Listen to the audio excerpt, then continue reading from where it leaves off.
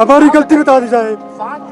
सरकार की जो 10 गारंटी है, उसमें दूसरी गारंटी थी कि हमें 5 लाख रोजगार देंगे हम 5 सालों में। आप 5 लाख रोजगार की जगह हमें 5 लाख बोतल जहर दे दीजिए, और कोई ऑप्शन नहीं है, या ज्वाइनिंग या जहर, सीधी बात है, और कोई ऑप्शन नहीं है।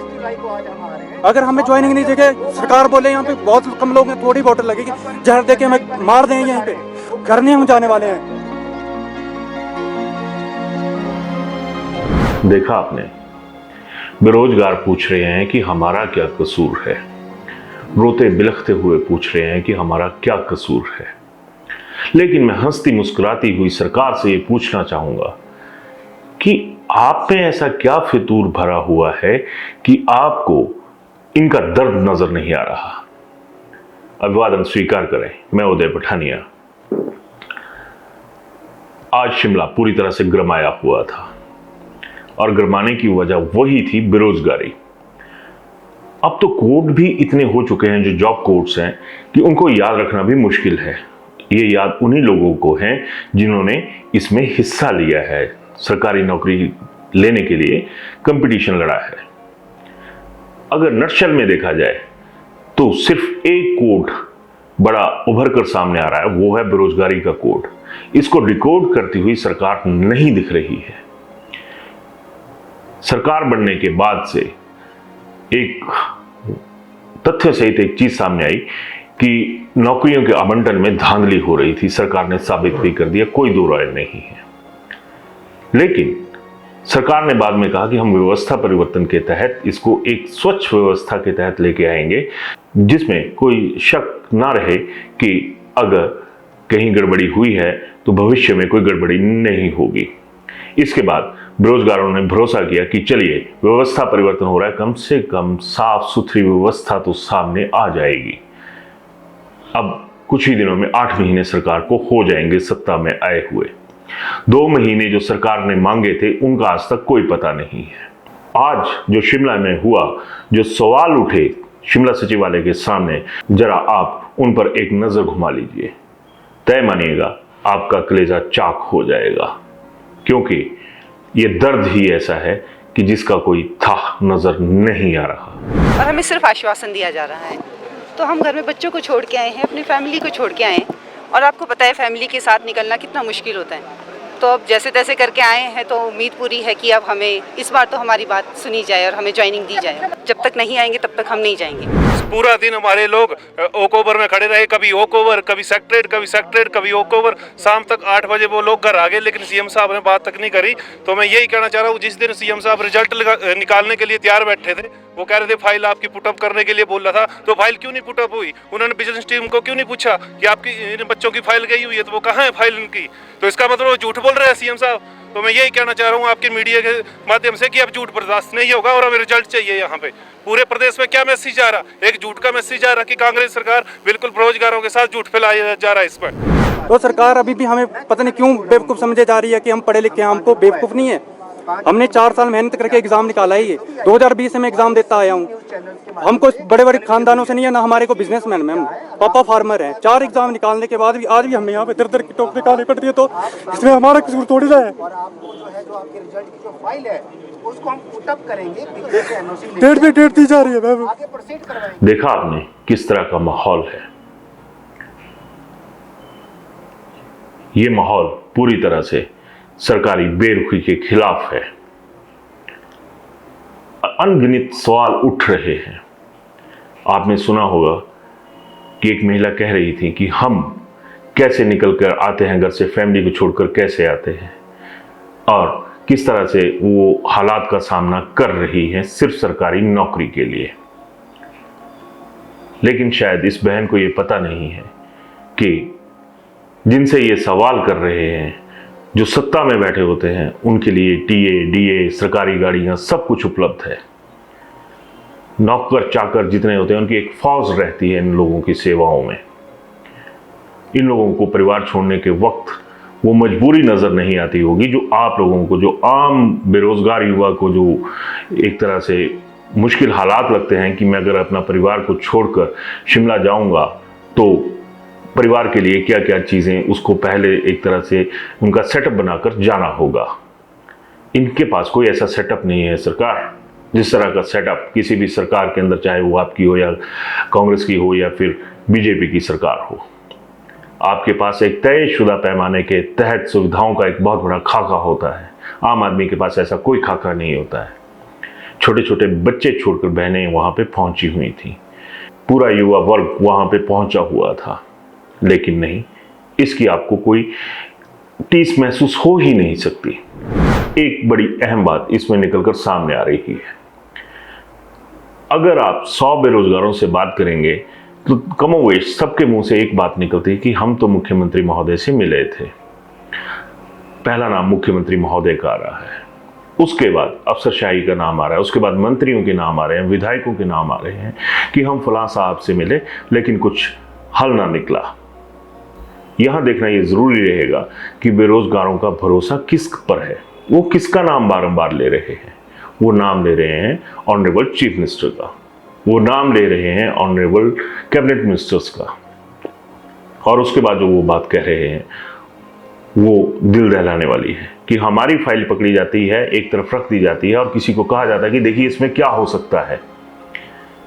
देखने के लिए तो नेताशाही भी है, अफसरशाही तो है ही, लेकिन आम लोग सीधे अफसरों की बजाय नेताओं के साथ जुड़े होते हैं, क्योंकि उनको नेता बनाने में आम आदमी का हाथ रहता है, और जहां पे हाथ रहता है वहीं पे हक भी रहता है। आप उनका हक लौटा रहे हैं क्या? ये प्रचलन बहुत पुराना हो चुका है कि अगर कोई फरियादी आकर अपना कोई प्रार्थना पत्र देता है तो इस तरह से पकड़ा दिया जाता है कि देखना इसमें क्या हो सकता है। अगर सब कुछ आपकी अफसरशाही नहीं देखना है तो आप लोग अफसरों को क्या दिखाने के लिए बैठे हुए हैं? सबसे बड़ा सवाल ये है। बेरोजगारों को देखने की बात कहते हैं, बेरोजगारी को देखने की बात कहते हैं, लेकिन नतीजे हैं कहां पे?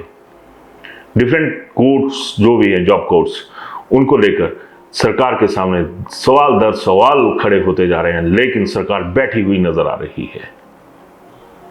बेरोजगार उठ नहीं पा रहा है, वो उस आसमान को छू नहीं पा रहा है जिसके लिए उसने मेहनत की हुई है।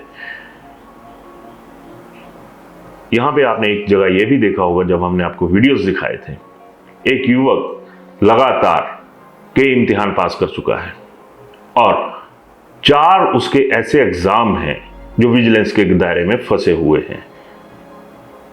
अब बताइए वो बेरोजगार युवा कहां जाएगा?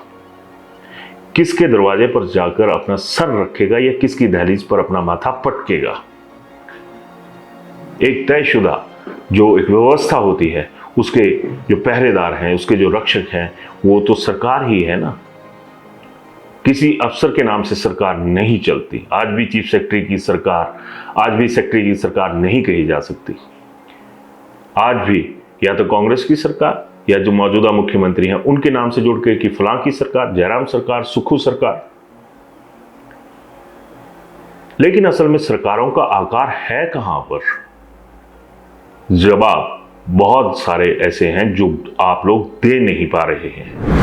साफ कहा जा रहा है कि जो पेपरों में धांधली हुई थी उसमें एक महिला आरोपी है।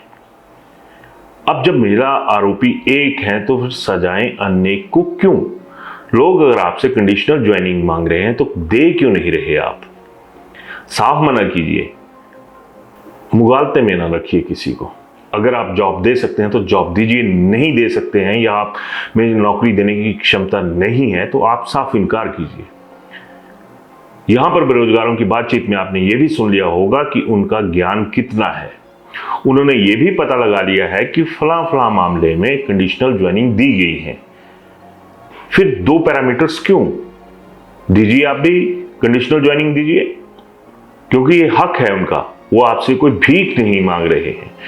जो भी बेरोजगार अपनी आवाज बुलंद कर रहा है वो अपने हक के तहत अपनी आवाज को बुलंद कर रहा है। बाकी उसके पास वो कोई ऐसा वैसा रास्ता नहीं अख्तियार कर रहा है जिसकी वजह से कोई ऐसा आरोप या कोई ऐसी छवि बेरोजगारों की बने जिसमें, अब कहना तो नहीं चाहिए लेकिन ये सच है कि फिर आप एक विद्रोह जैसी परिस्थितियां क्यों पैदा कर रहे हैं? क्यों ऐसा माहौल बनाया जा रहा है कि विद्रोह जैसे हालात इस प्रदेश में बन जाए?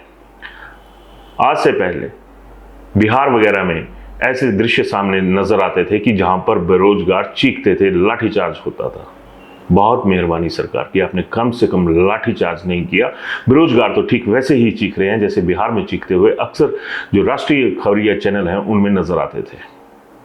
अब हिमाचल में और उन राज्यों में क्या फर्क रह गया, सोचना तो पड़ेगा, क्योंकि ये आम बेरोजगार से जुड़ा हुआ मुद्दा है।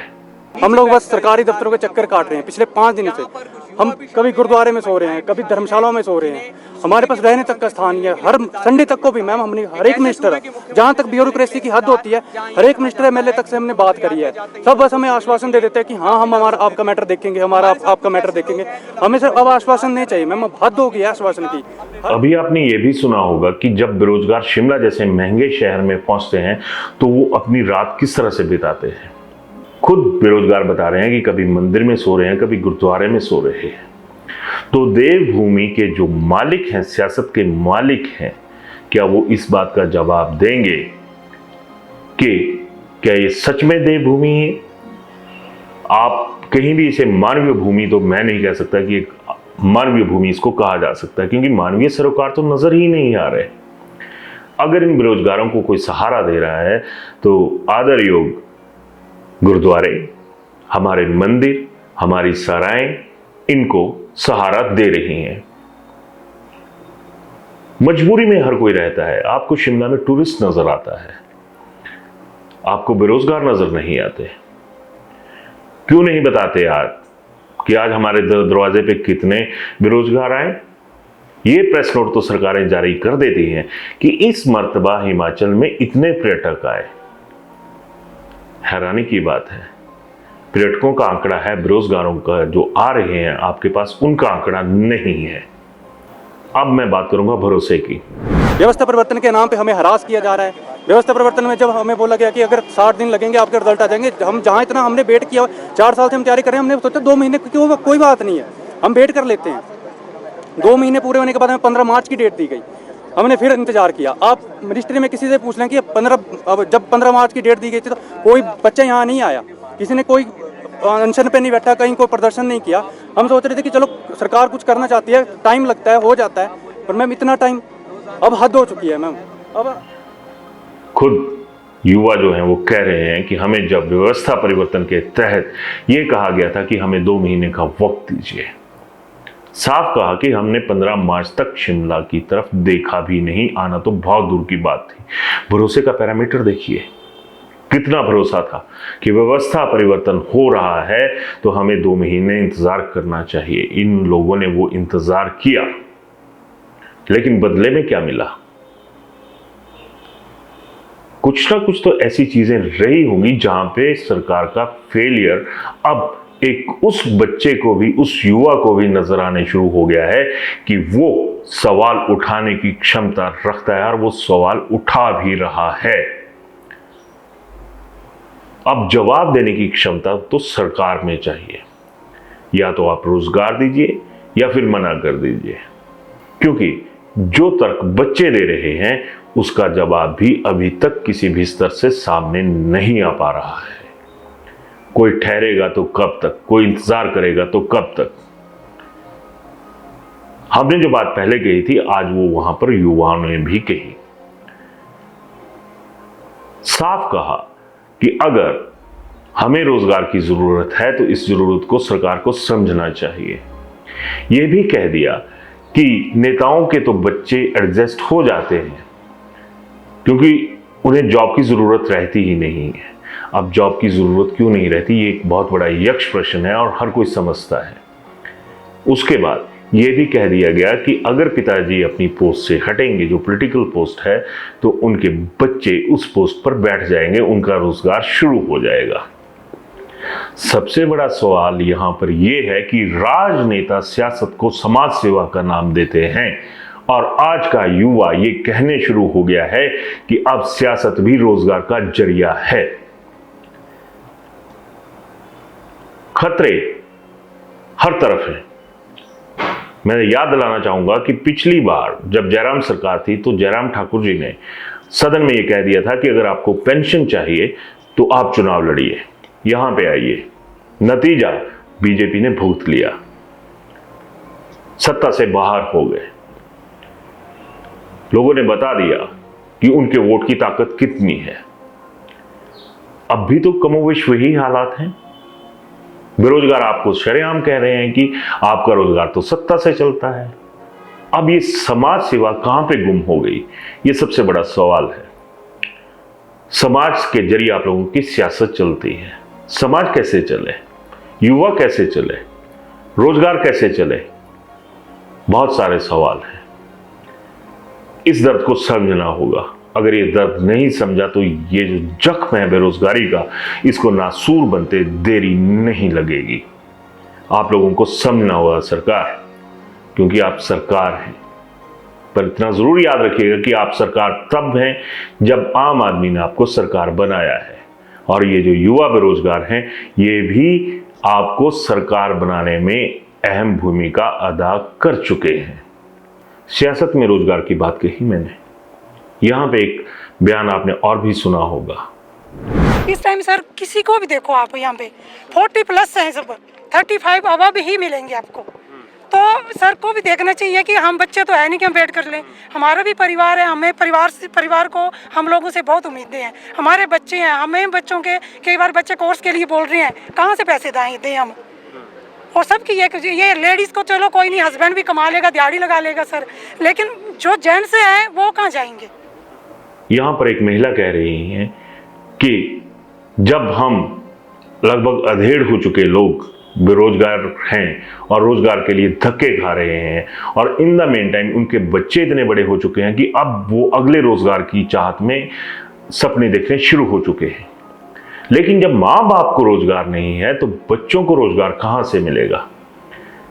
कभी ये चीज महसूस की किसी नेता ने कि जब खुद बेरोजगार कोई बैठा हो और उसके बच्चे उससे रोजगार की मांग कर रहे हो या रोजगार के सपने देख रहे हो, वो किस तरह से ये भरोसा दिलाएगा कि भैया आज नहीं तो कल तुम्हें रोजगार मिल जाएगा। बेरोजगार आदमी कभी क्या कोई ऐसी राय दे सकता है? मनोविज्ञान को समझिए। समाज में जो एक तरह की धारणाएं बन रही हैं उसको भी समझिए। सवाल तमाम नेताओं पर है। अगर कोई राजनीतिक घटना हो जाती है तो बीजेपी भी सीना चौड़ा करके आकर वहां पर आंदोलन करने शुरू हो जाती है। कांग्रेस के हाथ भी कोई मुद्दा लगे तो कांग्रेस भी आंदोलन करने शुरू हो जाती है, बशर्ते वो राजनीतिक मुद्दा हो। लेकिन रोजगार तो सामाजिक मुद्दा है, इसके लिए कोई सामने नहीं आ रहा। सामने तो आना पड़ेगा, क्योंकि समाज से आप हैं, आप लोगों से समाज नहीं है। सोचिएगा जरूर। धन्यवाद। इससे पहले सेंट्रल गवर्नमेंट में भी एक कोर्ट के डिसीजन के बाद ये कंडीशनल ज्वाइनिंग दी गई है, इसलिए हमें कंडीशनल ज्वाइनिंग दे दी जाए। इसके अलावा और कोई रास्ता नहीं है। कमीशन ही निकलता था, इतनी मेहनत करके हमने कमीशन क्लियर किया है, तो प्लीज़ हमें कंडीशनल ज्वाइनिंग दी जाए। आज हमारा बिल्कुल लास्ट डेलीगेशन है, उसके बाद हम जिस ढंग से सरकार मानेगी उस ढंग से मिलाएंगे। इनको कोई फर्क नहीं पड़ रहा नहीं तो।